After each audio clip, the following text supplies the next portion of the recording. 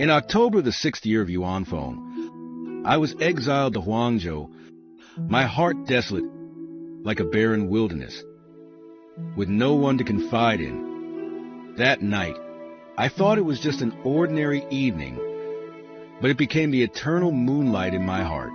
Moonlight poured through the lattice window, illuminating the room, as if calling me to rise.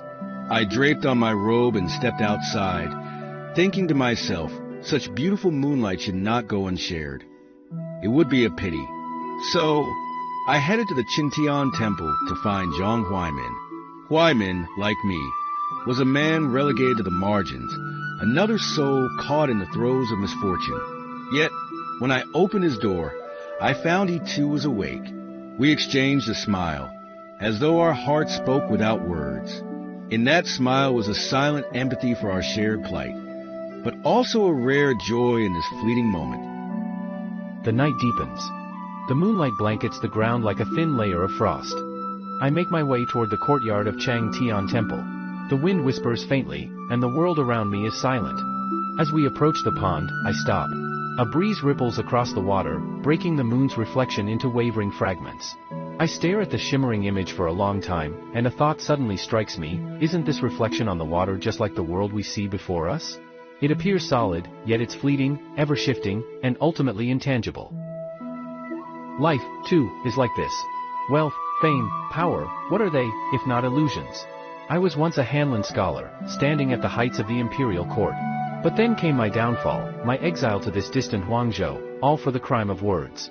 At first, I raged, resisted, and cursed the injustice of it all. But now, I finally understand, all of this, all that we hold on to so tightly, is but a dream. Illusory as it may be, it isn't sorrowful. On the contrary, it is precisely because I've seen through this dreamlike nature of life that I feel a lightness I've never known before. As the Buddha once said, life is but a fleeting shadow, a dream, a bubble. The world has always been this way. Why cling to it so desperately? Huaimin looks at me, smiling, and asks what I'm thinking.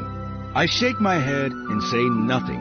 I simply continue walking, feeling the damp soil beneath my feet and the infinite sky above.